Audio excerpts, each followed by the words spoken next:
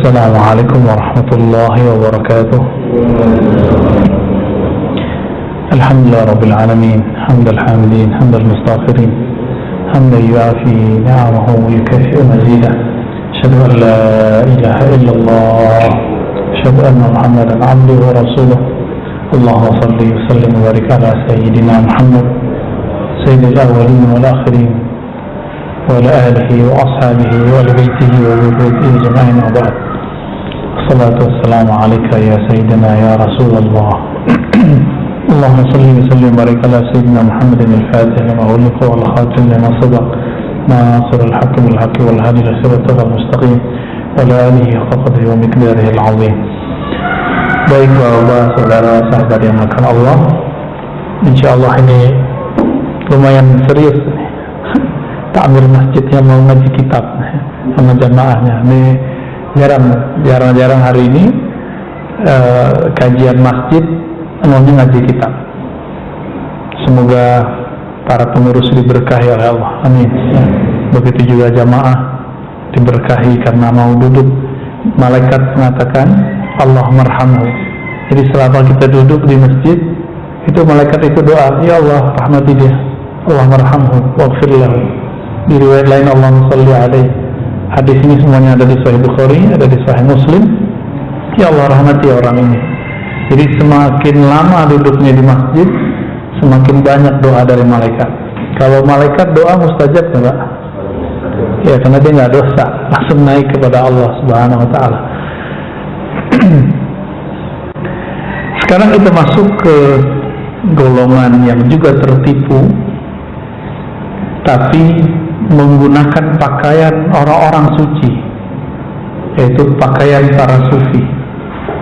Disebutlah mereka mutasawwif.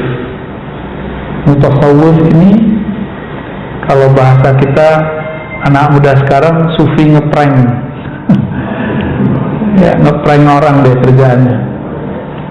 Dia kira dia dengan begitu, dengan nanti ada beberapa penandanya, dia sudah menjadi seorang ahlullah, wali Allah.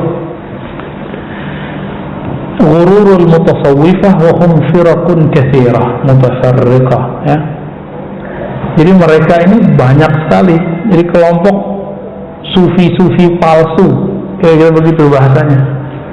Sufi palsu inilah yang bikin barangkali kawan-kawan salafi itu benci dengan tasawuf. Ya, saya curiganya gitu Pak. Tapi pas kita cek sama aja. Yang penting ada nama tasawufnya dibantah semua. Ya, beda dengan imamnya, Imam Syekhul Islam Ibn Taimiyah itu mengapresiasi sufi, sufi yang benar-benar sufi, dan dia mengkritisi yang dianggapnya mutasawwifah, sufi-sufi palsu. Apalagi murid Ibn Taimiyah, Syekh Ibn Qayyim Al-Jauziyah malah menjadi sufi beneran. Bahkan karyanya lebih dominan tasawufnya daripada salafinya. Contohnya kitab yang paling besar, dan di Saudi ada beberapa tokoh salafi mentahzir, melarang murid-muridnya untuk tidak membaca kitab imamnya sendiri. Judulnya Madarijus Salikin.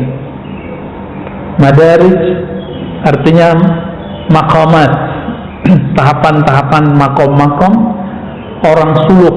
Salik itu artinya orang suluk. Suluk adalah penempuhan jalan menuju Allah Subhanahu wa taala.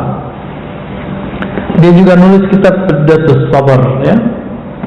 Dia juga nulis kitab tentang Az-Zuhud, ada tentang cinta, Raudatul Muhibbin. Sebagian besar sudah diterjemah.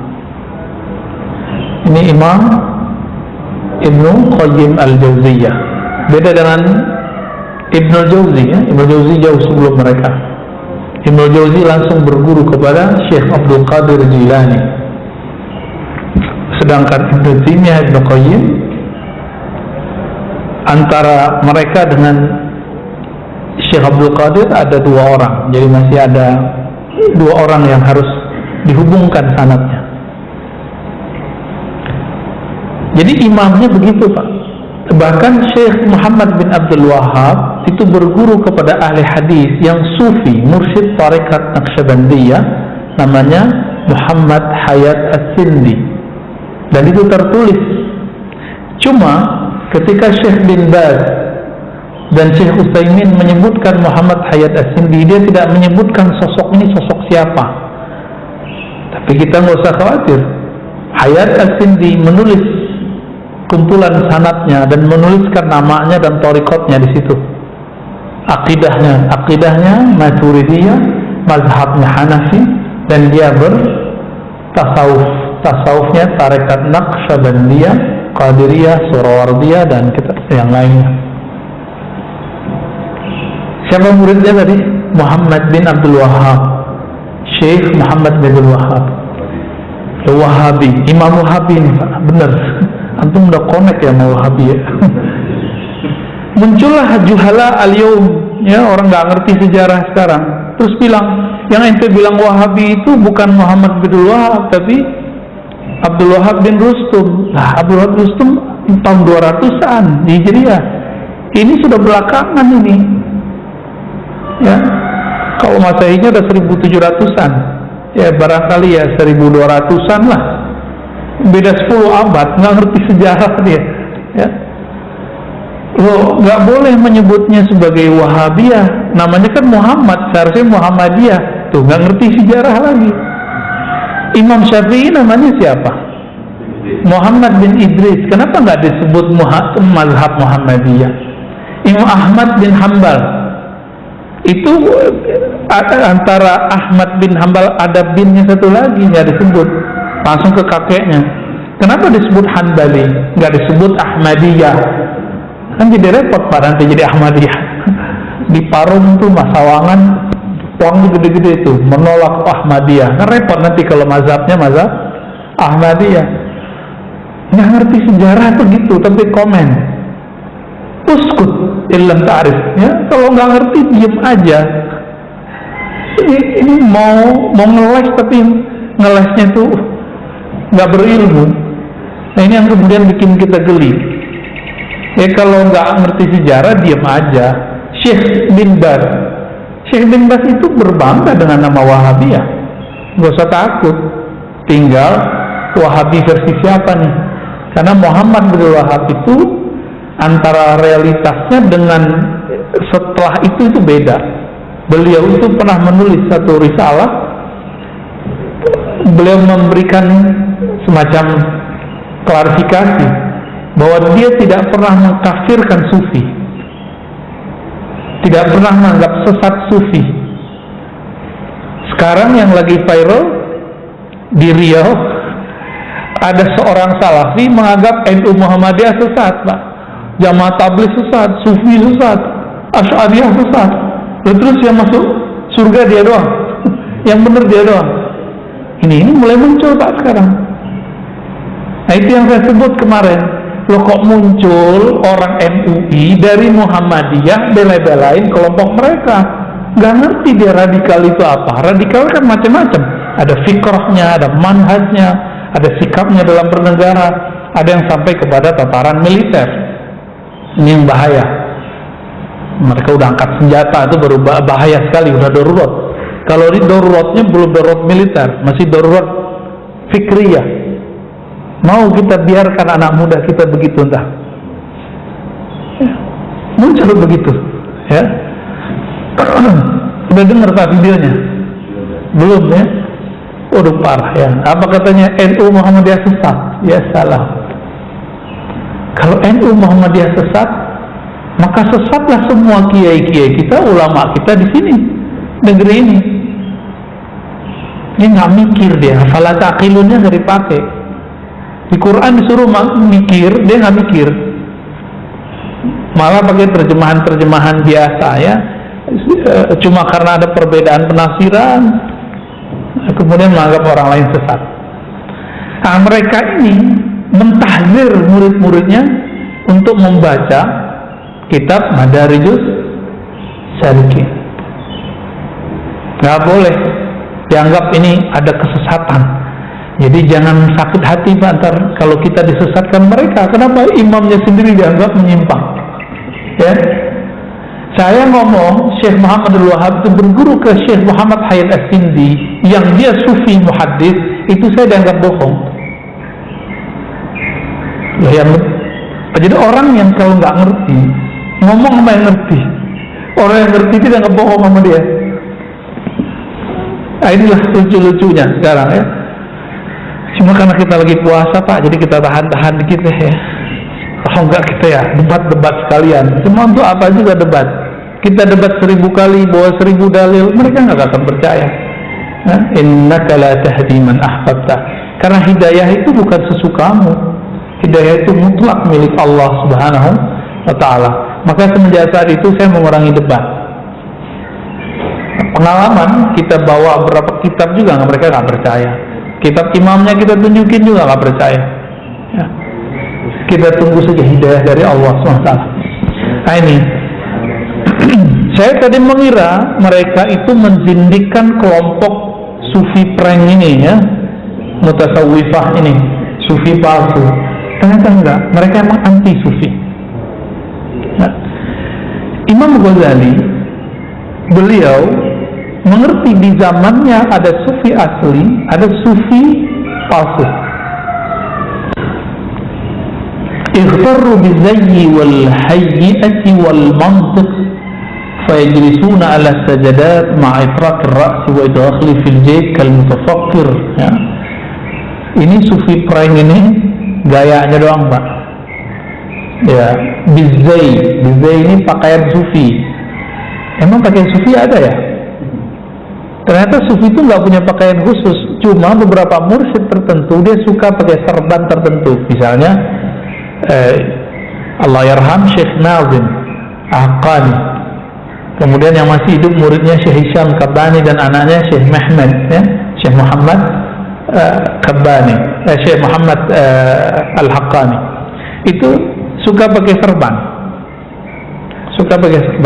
Orang mengira itulah pakaian sufi. Enggak, akhirnya muncullah kelompok pranknya. Bahkan di antara orang-orang yang pernah bertemu dengan Syekh Hisham ini, ada yang kemudian ya ightarru bizay, tertipu dengan penampilan itu, bahwa itulah penampilan sufi. Inilah yang terjadi kepada orang-orang yang menganggap dirinya pengikut Syekh Hisham, tapi Syekh Hisham nggak masuk ke barisannya ya. Kita ngelihat juga Pak ya, sibuk di pakaian, sibuk di serbannya ya. Syekh Hisham jadi mursyid kan bukan karena dia serbannya ya.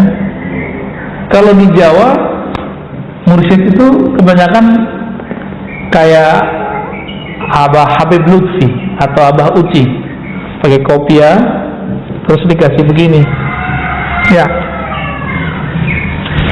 biasanya putih, namanya khirqah ya, atau rida yang dijadikan khirqah sufi ya. Di kita kalau ada yang begitu itu berat itu ya, yang pantas begitu ya beliau-beliau itulah. Kita nggak pantas Pak ya, minimal dia mursyid gelarnya, dapat ijazah dari gurunya.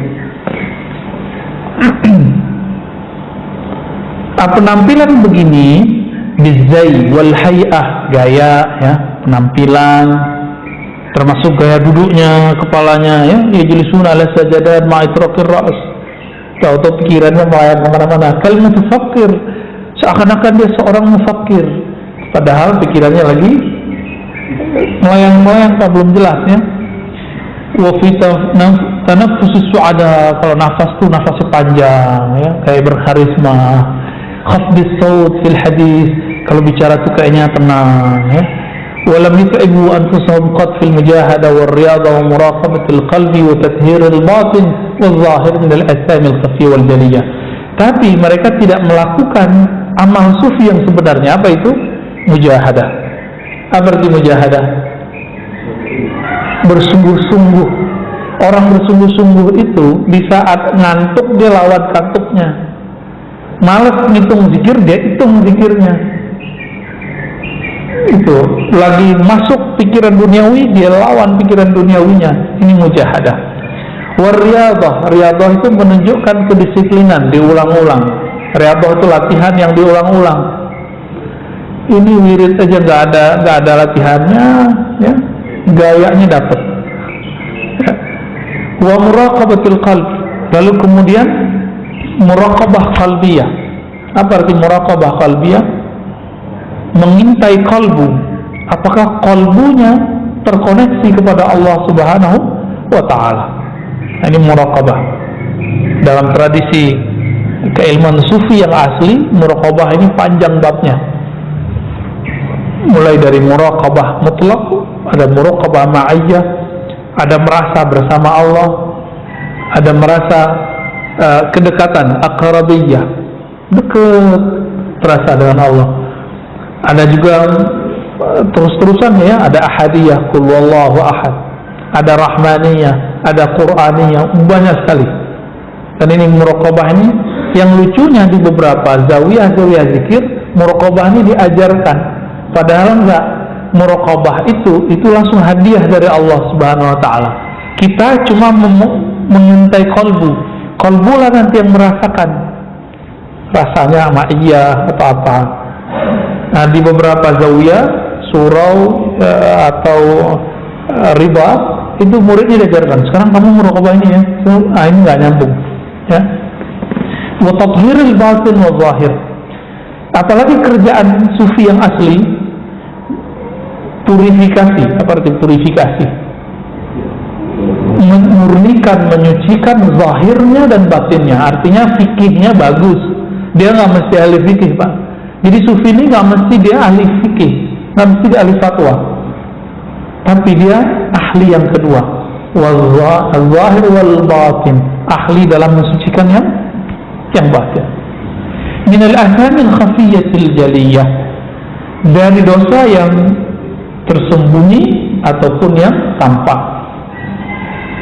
Dan itu ya, mujahadah, riyadhah, muraqabah qalbiyah, tathhirul zahir wal batin, ini baru awail manazil tasawuf, baru awal makom-makom sufi.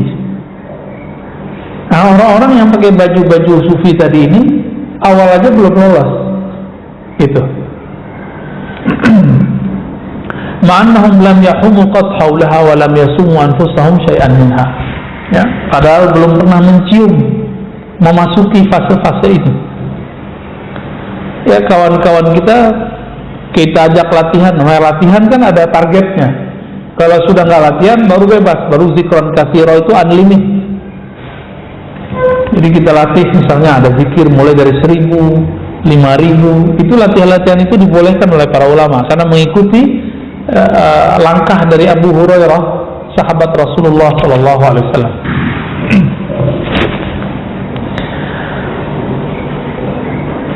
Kemudian di sini ada yang tadi di pakaian.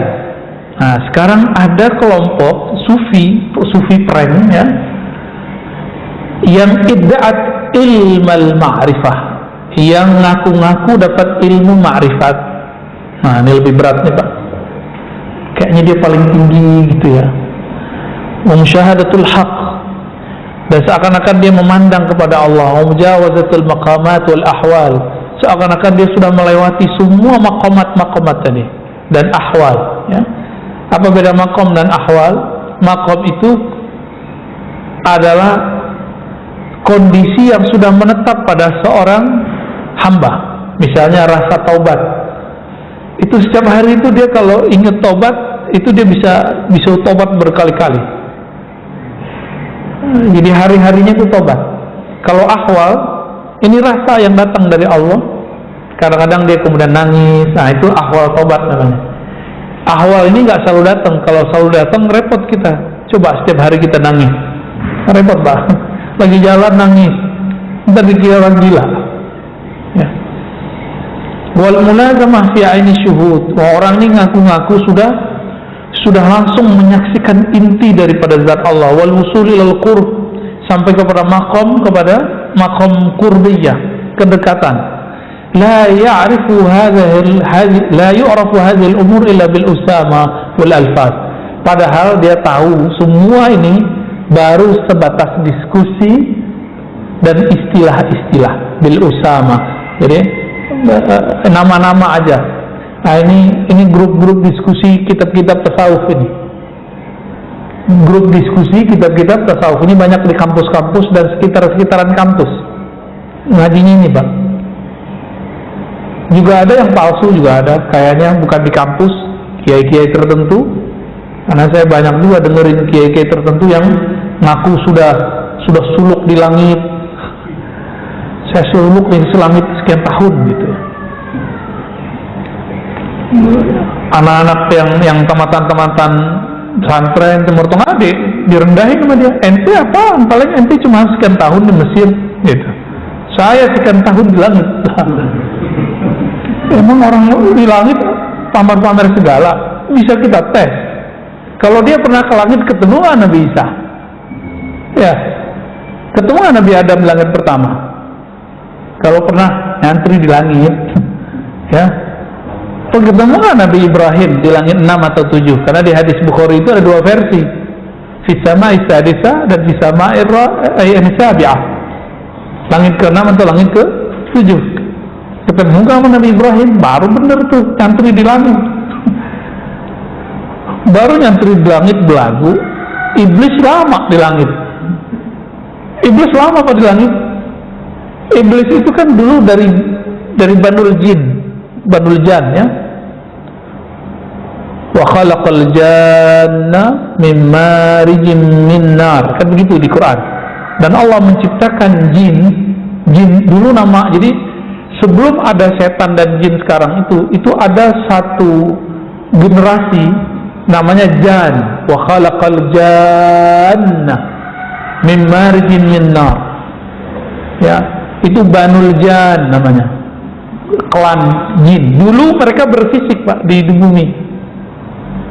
Jadi di masa Nabi Adam itu kita sama jin tuh begini hadap-hadapan. Repot nggak tuh Pak?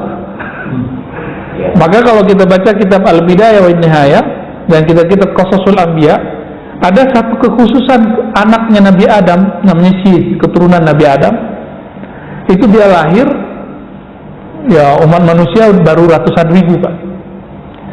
Nabi Syith ini diberikan ilmu oleh Allah tentang masa lalu.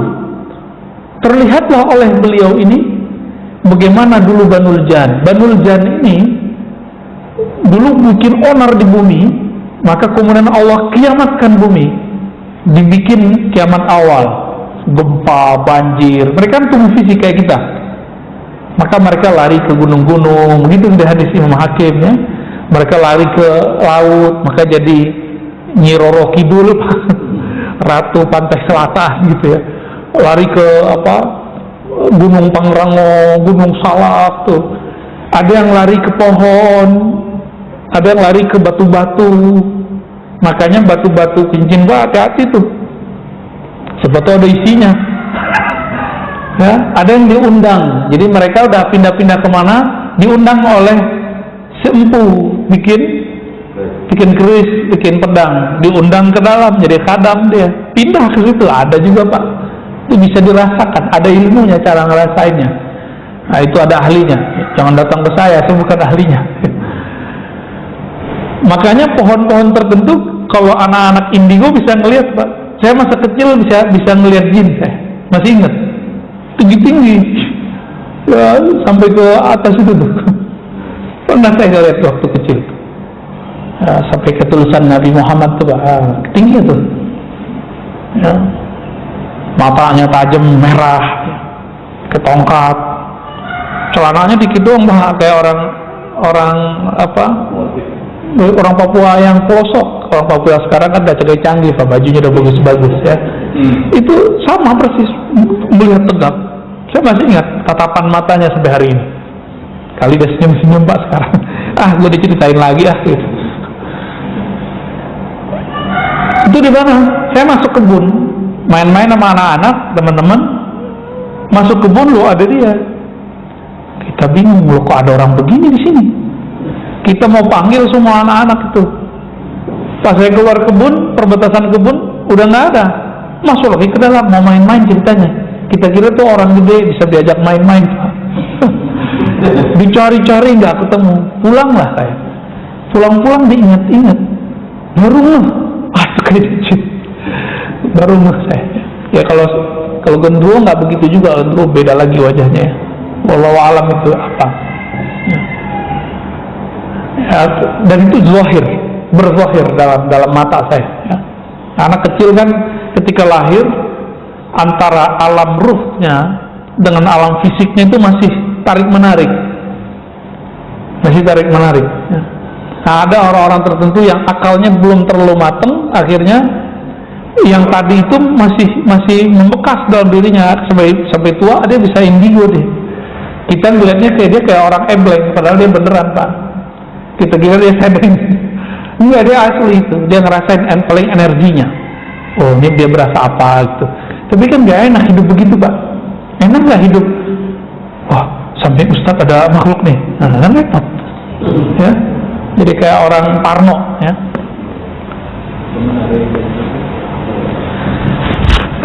Nabi Syekh ini kemudian diberikan zikir-zikir tertentu oleh Sayyidina Jibril dengan perintah dari Allah untuk membuat baris hijab, batas hijab antara manusia dan jin.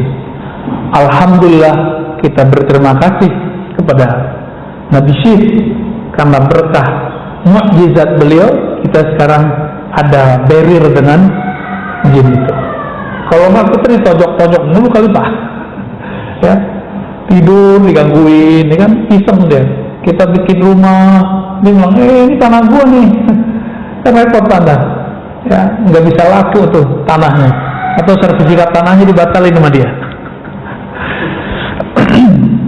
Nah, kelompok-kelompok ini kadang-kadang dia punya pengalaman rohani, tapi bukan kerohanian yang murni, tapi kerohanian palsu. Yang membawa dia bukan Allah, bukan malaikat, tapi yang bawa dia adalah jin. Ini sering Pak. Nah tadi saya nyebutkan mereka kemana-mana ya. Dan yang tinggi-tinggi mereka naik ke angkasa. Antara langit dan bumi disebut sama'id dunya. Disitulah Allah izinkan jin-jin, setan-setan yang kuat-kuat itu bikin istana-istana. Karena dulu Azazil, iblis ini pernah naik langit 1, langit 2, langit 3 sampai ke langit ke-7 dan menjadi pemimpin salah satu klan malaikat beribadah kepada Allah, balik lagi turun ke bawah. Jadi setiap langit itu dia beribadah di sana. Wallahu alam berapa lama mereka beribadah. Tahu-tahu dapat kabar ya, wa idz qala rabbuka lil malaikati inni ja'ilun fil ardi khalifah. Dapat kabar dalam surah Al-Baqarah diceritakan bahwa Allah akan memilih seorang khalifah di bumi, wakil Allah di bumi dari kalangan bukan kamu, tapi kalangan yang tercipta dari tanah. Nah, yang tercipta dari tanah. Apa kata malaikat? Ya Rabb, kenapa engkau menciptakan, menjadikan khalifah di bumi orang-orang yang merusak? Loh, malaikat sudah tahu, berarti sudah ada Adam sebelum Adam. Malaikat sudah pernah melihat ada makhluk kayak kita ini, kayak Nabi Adam yang belum merusak dan menumpah darah di bumi. Nah, jadi jangan heran nanti kalau ada beberapa kiai, beberapa ustadz, profesor menafsirkan Adam qabla Adam. Ada Adam sebelum Adam. Tapi Adam yang disebutkan dalam silsilah ranji kenabian itu Adam terakhir Pak. Adamnya kita.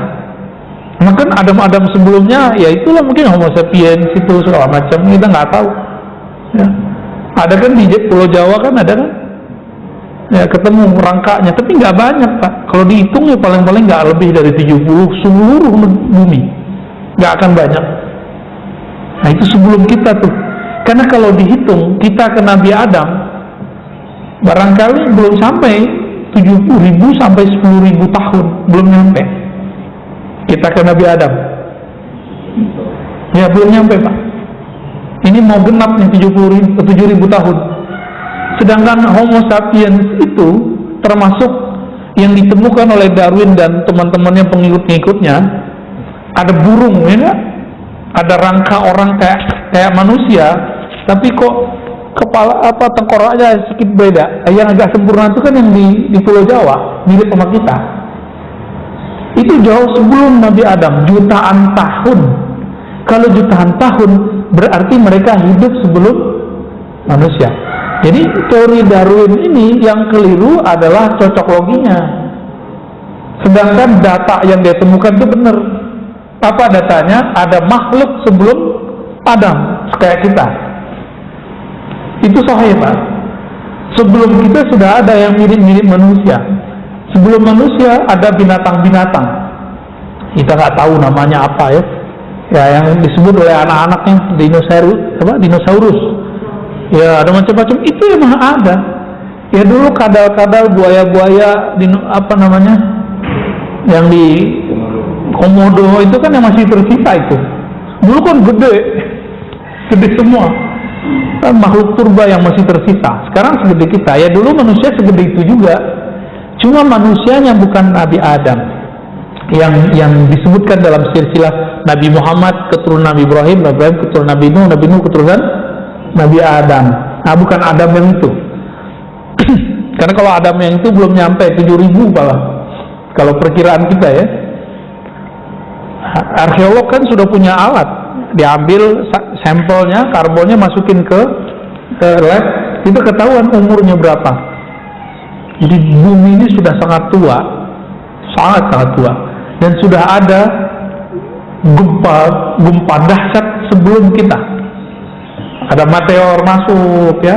Makanya tadi yang kita ceritakan dalam hadis Imam Al-Hakim, nah hadis-hadis yang lain yang sahih, itu jin-jin tadi pergi ke gunung-gunung, pergi ke pohon-pohon, pergi ke batu-batu, ke goa-goa, masuk, bahkan ada yang masuk ke dalam bumi. Ada yang dia bisa terbang, dia naik ke atas. Nah, yang naik ke atas ini kelompok-kelompok jin yang jago ilmu, yang nanti mereka akan menjadi penipu-penipu orang-orang yang ahli ma'rifat palsu ini. Maka hati-hati Bapak Sarmakan Allah, kalau ada orang pengalaman melayang ke bawah ke alam mana, ke bawah ke langit mana, itu belum tentu sahih, belum tentu benar. Kita harus hati-hati benar ya. Kalau tidak ada jaminan kebenarannya, nggak usah deh percaya gitu. Karena ada kata-kata kunci kesahihan pengalaman rohani itu. Di luar itu syaitan yang main. Setan yang main. Biasanya melahirkan kibir. Nah, itu aja paling gampang. Pengalaman rohani apa saja yang melahirkan perasaan merasa lebih sedikit saja dari orang, ini pertanda ma'rifatnya ma'rifat syaitaniah. Walaupun dia kayak dibawa ke aras, itu aras yang dibuat sama iblis. Antara langit dan bumi disebut sama dunia, yang orang sebut khayangan. Makanya ilustrasinya Sunggoko kan itu persis, Pak. Kerajaan langit itu ada awan-awannya. Ini ciri-ciri mereka berawan-awan itu. Itu bukan imajinasi bohongan ya, karena dalam tradisi falsafah Aflatun, apapun yang diimajinasikan manusia itu ada realitasnya sebenarnya. Kita kan berimajinasi apa? Itu ada realitasnya di luar. Cuma ada yang akal kita kesampaian, ada enggak. Bukan enggak masuk akal. Akalnya enggak nyampe, bukan berarti dia enggak ada ya.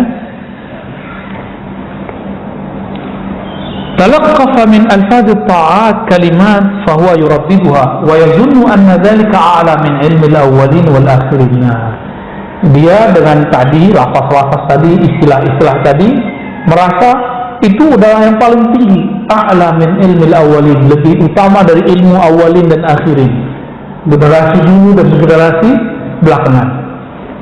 Nah, orang-orang ini ciri-cirinya apa? Yanzur ilal fuqaha wal mufassirin wal muhaddisin wa asnafil ulama bi'ainil izriya.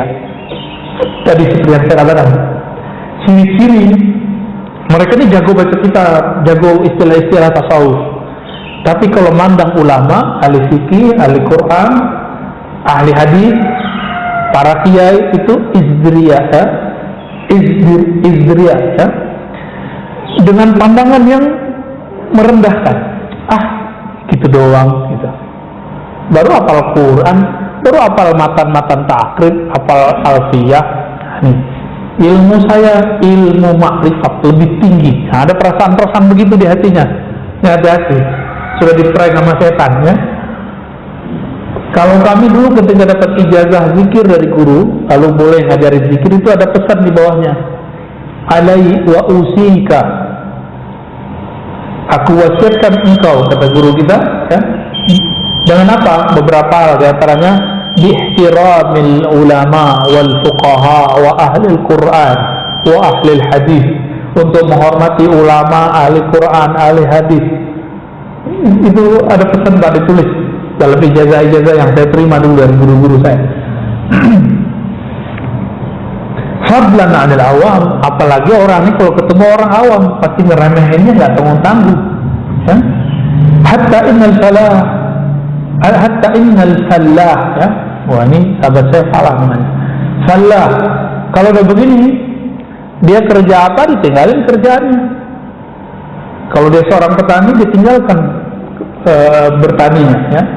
Lalu kemudian ikutin model-model begini, ya.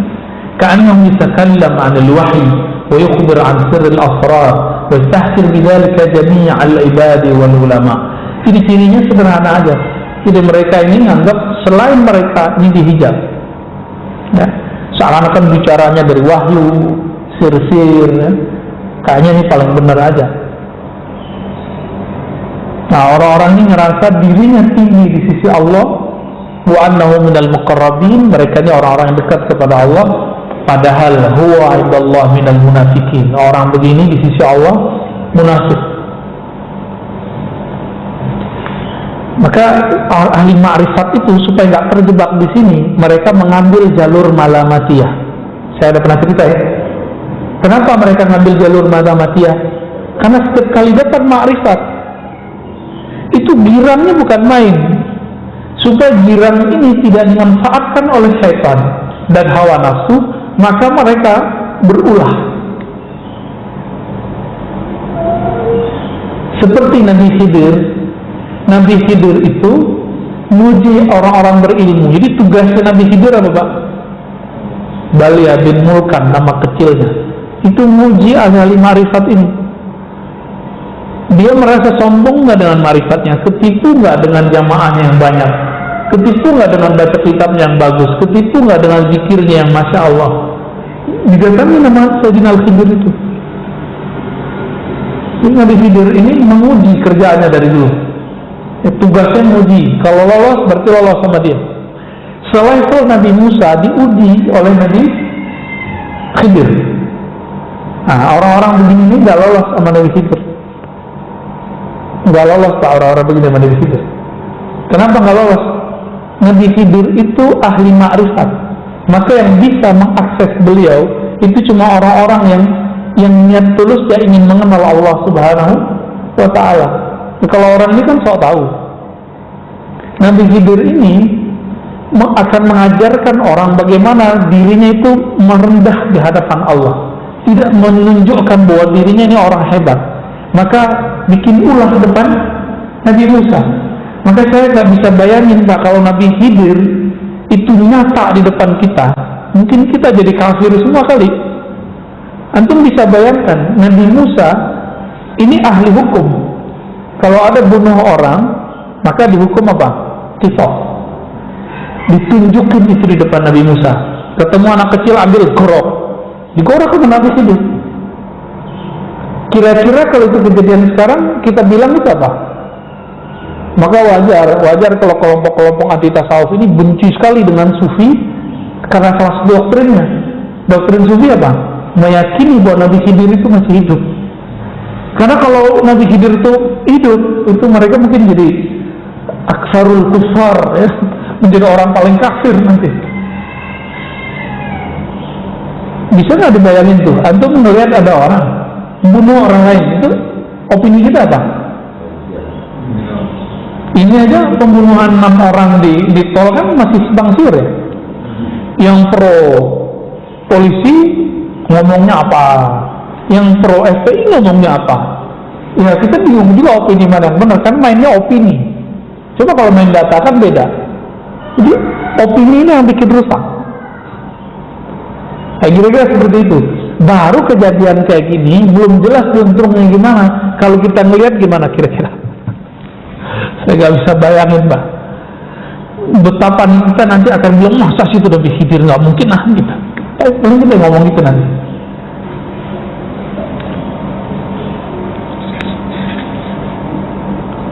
Makanya Imam Ahmad Al-Ghumushqanawi di kitab Jami' Usul Awliya belum mengatakan kalau ada orang debat kamu, caci maki kamu atau berulah depan kamu, gak usah ditanggepin. Saya tahu dia Nabiullah Khidir. Itu kata Imam Ahmad Al-Ghumushqanawi, dan beliau jangan salah, beliau ahli hadis. Beliau punya kitab takhrij hadis. Ya, salah satu imam orang Turki yang lama di Mesir. Ya, Ahmad Al-Ghumushqanawi. Ya. Saya punya sanad dengan jalur ada jalur Libanon, ada jalur Mekah. Yang jalur Mekah itu dari murid-murid Syekh Yasin ambil dari Al-Kausari kepada Muti kepada Ahmad Ghumushqanawi ini.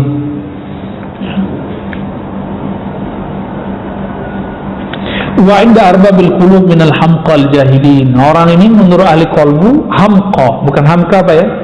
Hamqa ini orang jahil.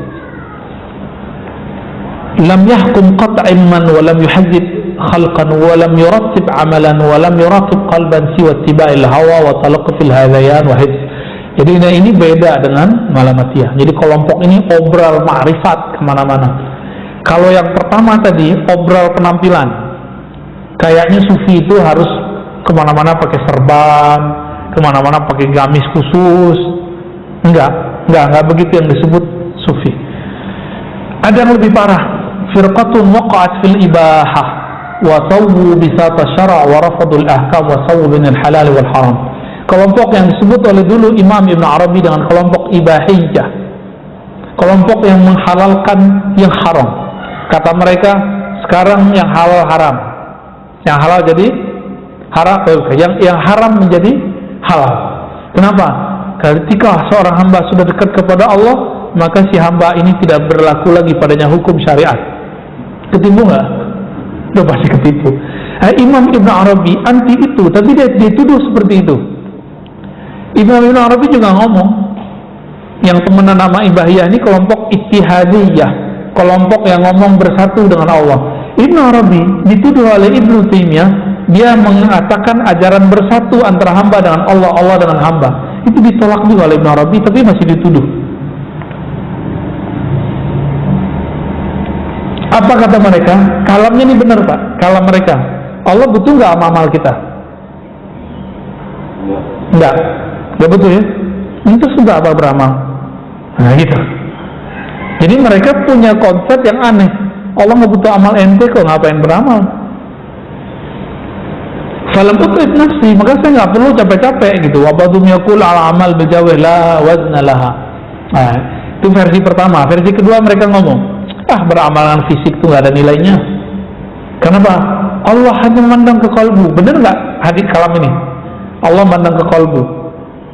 Tapi hadis yang benar, kalam yang benar ini dia kaitkan dengan, ya kita nggak perlu berarti beramal secara fisik. Nah ini kalam-kalam mereka. Nah ini juga sufi-sufi prank ini Pak ya. Apa kata Imam Ghazali? Wal ibahiyah minal kuffaril marikin.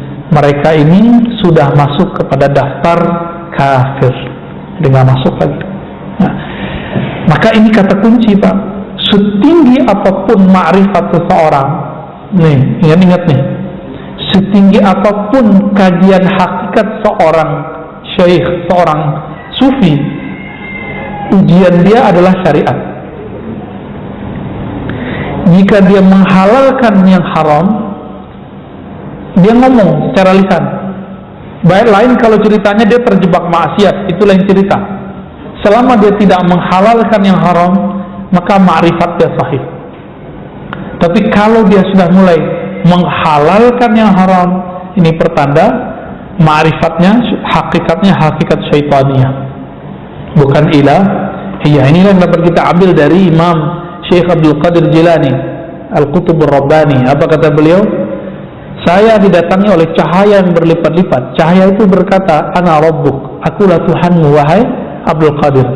Al-an, sekarang semua yang haram bagimu aku halalkan. Langsung senyum Syekh Abdul Qadir. Ya ente iblis. Hanya iblis yang ngomong begini. Gitu. Karena ilmu hakikat setinggi apapun ujiannya di syariat.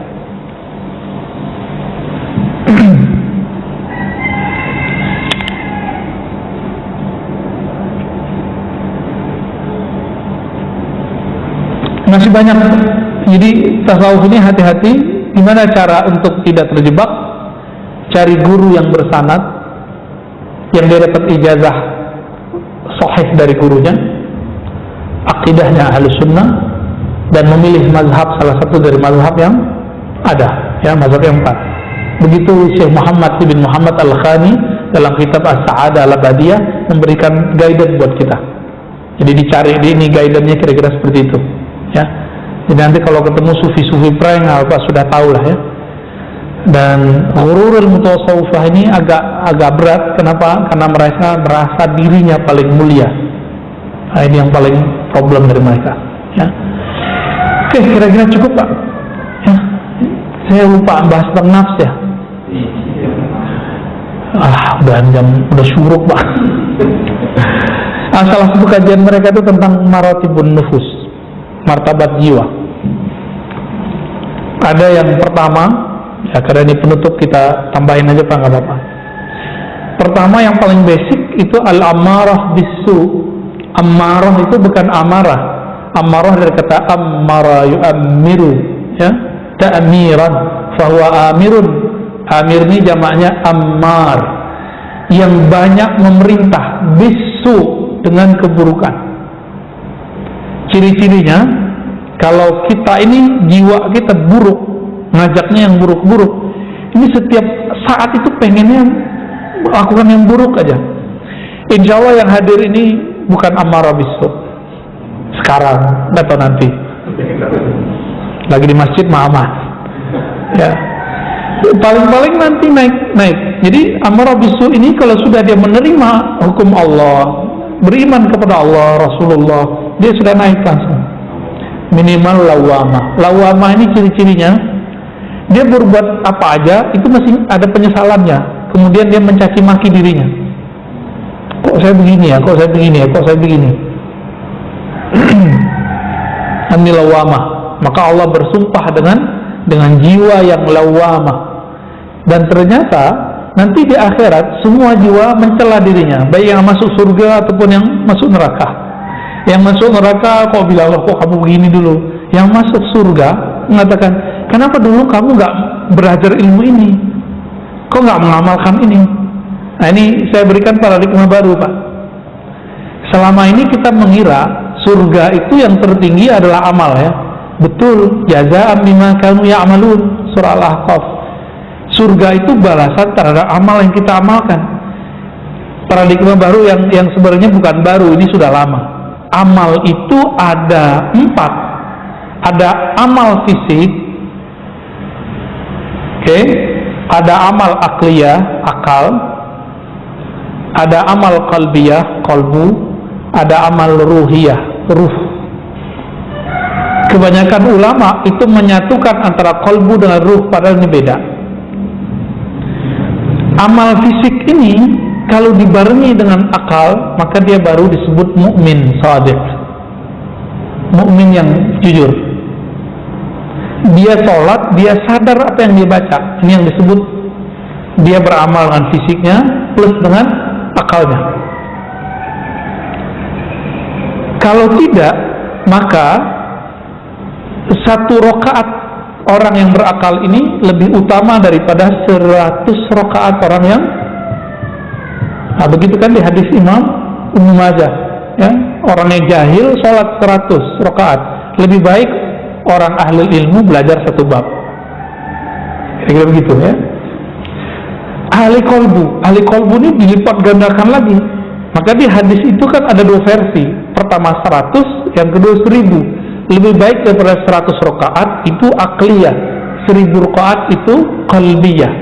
Yang beramalnya sudah masuk ke alam kolbu, jadi dia beramal dengan rasa kolbunya. Itu 1 rakaat dia itu lebih baik daripada 1000 rakaat orang yang tidak berilmu. Bisa 1000 rakaat. Maka orang-orang ahli kolbu ini amalnya nggak perlu banyak, Pak. Dia amalnya mending sedikit tapi mereka istiqomah. Allah lipat gandakan jadi gede. 1000 rakaat Bapak berapa hari, Pak? Amal mereka cukup satu rakaat. Nah, ini rahasia lagi nih yang setelahnya. Ada amal ruhiyah. Kalau qalbu amalnya adalah dia memandang nama Allah, sifat Allah dalam dirinya. Jadi Allah memancarkan nama dan sifat pada qalbu seorang hamba. Jika nama itu masuk, bergetarlah qalbunya. Muncullah surah Al-Anfal, idza dzukirallahu wajilat qulubuhum. Disebut nama Allah, qalbunya bergetar. Bergetar ini masih awal-awal bergetar. Itu baru level ketiga, Pak. An-nafs al-mulhamah. Allah mengilhamkan ke dalamnya takwa. Takwanya qalbu itu nyebut nama Allah. Tapi ini biasanya kadang permanen, kadang tidak. Kalau sudah permanen naik dia menjadi mutmainnah. Artinya orang ini sudah istiqomah zikir. Jadi siapa yang disebut nafsul mutmainnah? Hamba-hamba yang istiqomah dan rajin, disiplin dalam berzikir. Zikir yang mana? Zikir qalbu. Kalau zikir qalbunya sudah beres, maka fisiknya akan mengikuti. Kualitas amalannya jadi dasar. Dulu ada seorang hafiz punya murid. Murid-murid ini mau belajar zikir kepada salah satu orang ahli zikir lah ya. Ditelepon lama sama gurunya nih, Ustadz, ente kok bawa murid aneh belajar zikir gitu. Ntar dia ketinggalan lagi hafalan Qur'annya. Dijawab sama orang ini, loh Ustadz, inti Quran kan zikir. Maksudnya kalau ente sudah tenang berzikir, ngafalnya cepat. Oh gitu ya? Bisa ada jaminannya nggak? Nanti dia nggak ninggalin hafalannya. Udah tenang, nanti ente dijamin. Jaminan di Quran sendiri. Ala bizikrillah tatmainnul qulub. Bener lah. Ada salah satu muridnya orang ini, dia kalau zikir qalbu itu nggak perlu takrir banyak-banyak Pak kalau mau khataman. Dia ingat sebentar aja langsung datang semua tuh Qur'annya. Nah, jadi jangan dibenturkan ilmu zikir dengan ilmu hafalan, nggak bertentangan, justru matching. Ilmu zikir nih bikin orang gampang menghafal. Tanya ke imam kita nih, kalau orang nggak tenang bisa ngapal nggak Tat? Mesti tenang dulu baru bisa menghafal. Maka orang ngapal kan nggak langsung ngapal, dia baca istighfar dulu, tobat dulu, kan begitu adabnya. Nggak tahu orang-orang hafal sekarang kan ya nggak begitu ya, langsung ngapal-ngapal aja. Akhirnya kalau hafal sombong yang tumbuh. Kita dulu kalau ngafal dilatih begitu, ente syahadat dulu, istighfar dulu, ya kalau perlu baca doa, kirimkan doamu untuk guru-gurumu silsilah yang mengajarkan Al-Quran.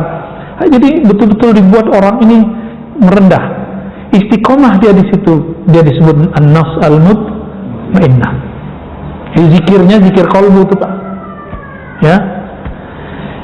Radiyah mardiyah itu zikirnya muraqabah. Dia merasa dilihat oleh Allah Subhanahu wa Ta'ala. Itu radiyah mardiyah. Itu level sampai ke level 6. Bedanya kalau radiyah ini dia yang mencoba untuk memandang qalbunya. Kalau mardiyahnya Allah sendiri yang meminjamkan pandangan itu. Zikirnya sudah bukan lagi zikir menyebut, baik di lisan ataupun di qalbu. Zikirnya adalah zikir mengingat, zikir dipandang. Ada yang lebih tinggi lagi, al-insan al-kamil. Insan kamil ini dia sudah mengerti semua yang seharusnya seorang hamba mengerti tentang sifat-sifat Allah. Ini baru insan kamil. Di atasnya masih ada lagi Pak. Ini nggak boleh saya ceritakan. Minimal hamba yang insan kamil ini sudah sampai di makom al-ihsan, an ta'budallah ka'annaka tarah. Engkau beribadah seakan memandang Allah. Kalau kita mandang tembok Pak ya. Ya, itulah kita ya. Zikirnya apa? Kalau sudah ketemu perlu zikir nggak? Zikir lisan. Saya ketemu Ustaz Harun, masih perlu nggak bilang Ustaz Harun gitu. Mana Harun? Udah gitu gak? Kan enggak. Kalau orangnya di depan. Tapi kalau orangnya belum ada, gimana? Kirim salam dong, mau Ustaz Harun kan gitu. Gimana sih Ustaz Harun? Kita nyari kalau orangnya nggak ada di depan. Kita ingat-ingat, sebut-sebut. Kalau sekarang orang di depan, berani nggak nyebut-nyebut nama begitu? Nggak berani, sama. Yang sudah sampai insan kamil ini, atau minimal muraqabah radiyah mardiyah ini, dia nggak nyebut lagi ya Allah, nggak ada. Kecuali dia ngajar orang. Di kalbunya sudah merasa dipandang. Maka zikir orangnya zikir daim, zikir berkontinu. dengan diam aja. Bahkan pada saat itu zikir itu mazmum, zikir menyebut itu mazmum, berarti dia belum ketemu juga yang dia maksud. Nah, ini yang maksud Imam Abu Yazid Bustami, kalau sudah ketemu yang disebut maka zikir-zikirmu terlarang. Nggak sopan kan?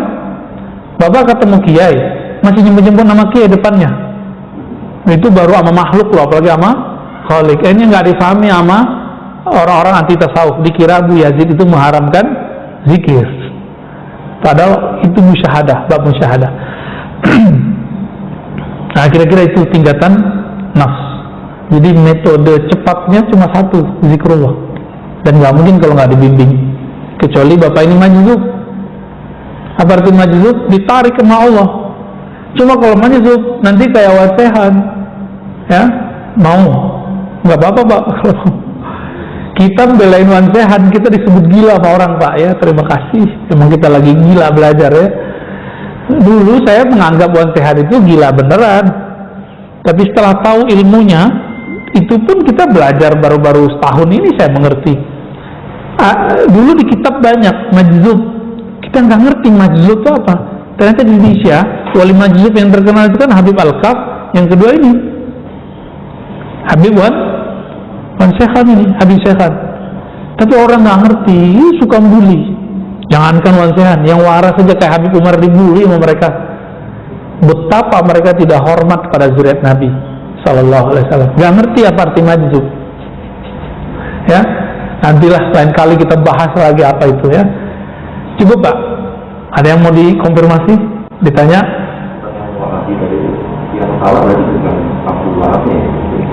Muhammad bin Wahab sendiri itu ada kekeliruan Pak. Ada kekeliruan. Kekeliruannya apa? Pertama, beliau menerima secara gamblang trilogi tauhid Ibnu Taimiyah, uluhiyah, rububiyah, asma sifat, lalu membatalkan sifat 20. Ya, itu aja problemnya.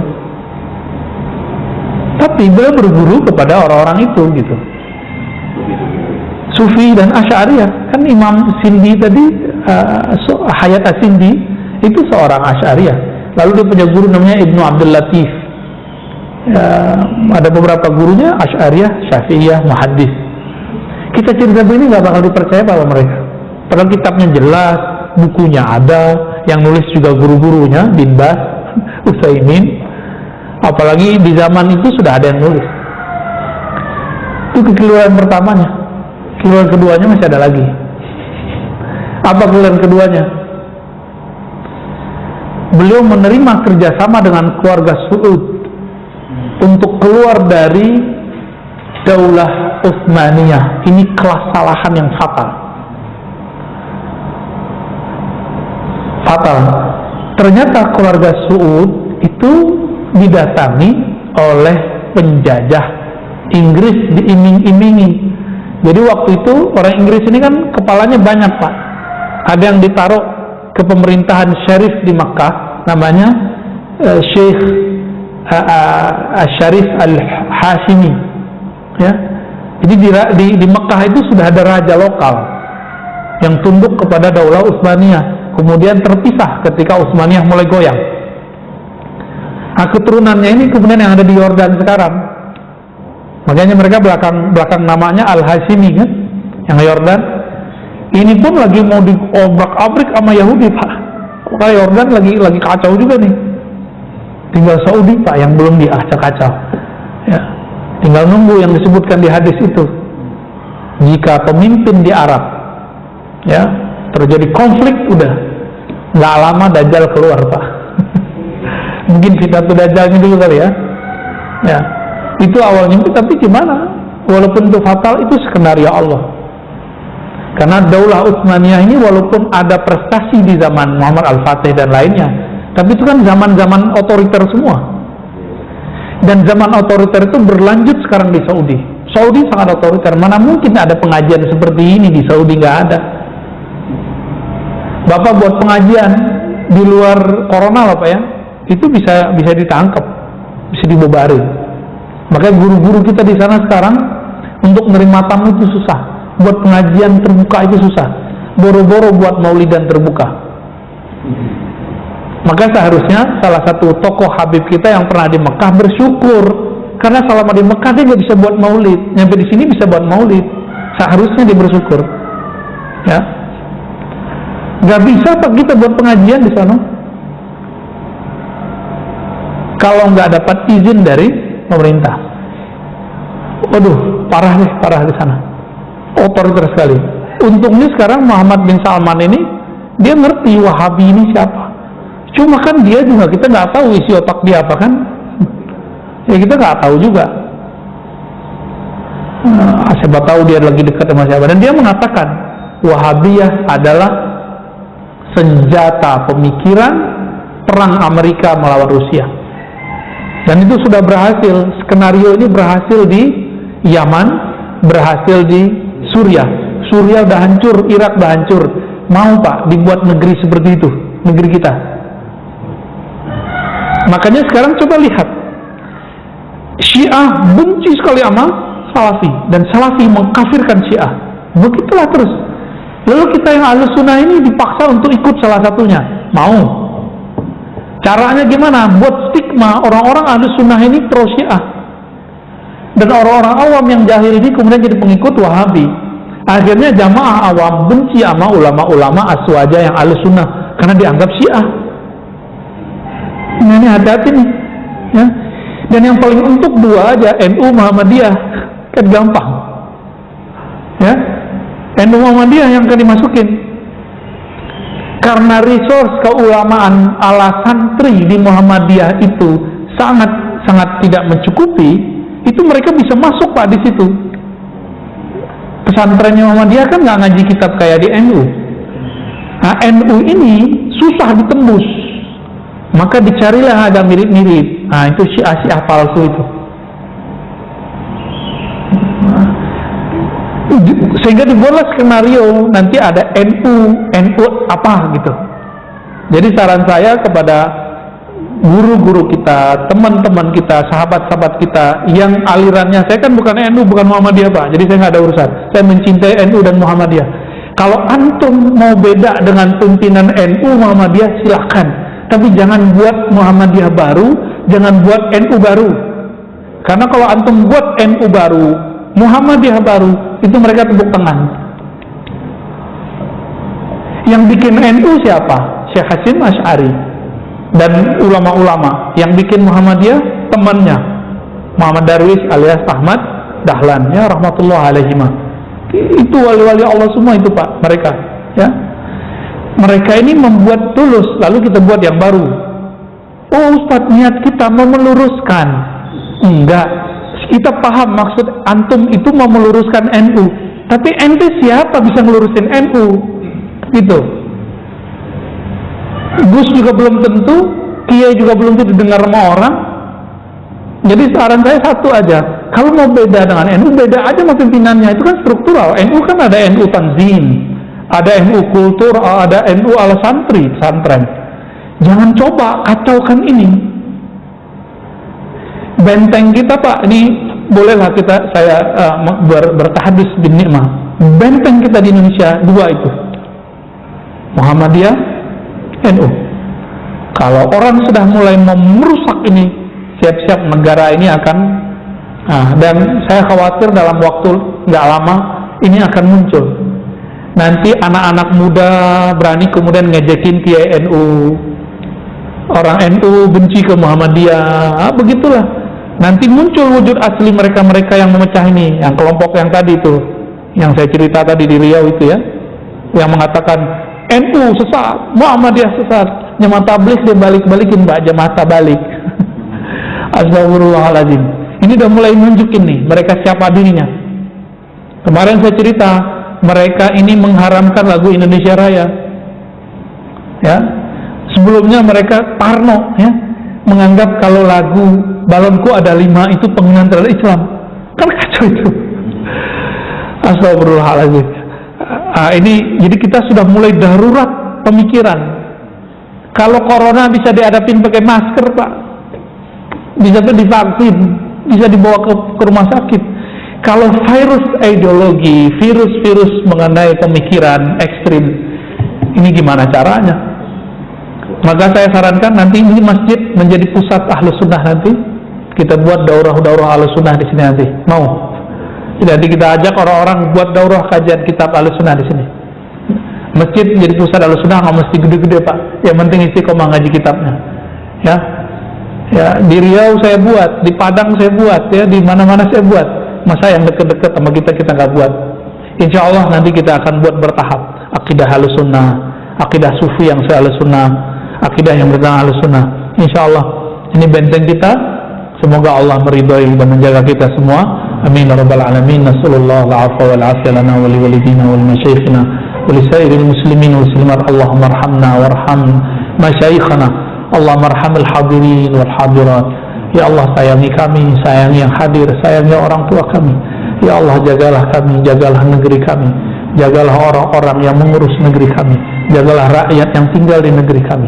Ya Allah, jika Engkau berikan bala bencana, jadikan bala bencana itu yang membuat kami sabar kepadamu. Ya Allah, jika Engkau berikan kami nikmat, jadikanlah nikmat itu menghantarkan kami kepada syukur kepadamu. Allahumma awsilna ila hubbik wa hubbi man yuhibbuk waj'al lana al-amal alladhi yuballighuna ila hubbik. Ya Allah, berikan cintamu ke dalam hati kami, dalam ruh kami, dan hantarkan kami cinta kepada orang-orang yang mencintai Engkau, dan berikan kami ya Allah keistiqomahan beramal dengan amal yang zahir, amal akli, amal qalbi, amal ruhi yang membuat kami menjadi kekasih-kekasih-Mu. Amin rabbal alamin. Taqabbal minna siyamana wa sallallahu ala nabiyyina Muhammad. Rabbana atina fid dunya hasanah wa fil akhirati hasanah wa qina adzabannar. Walhamdulillahi rabbil alamin. Assalamualaikum warahmatullahi wabarakatuh.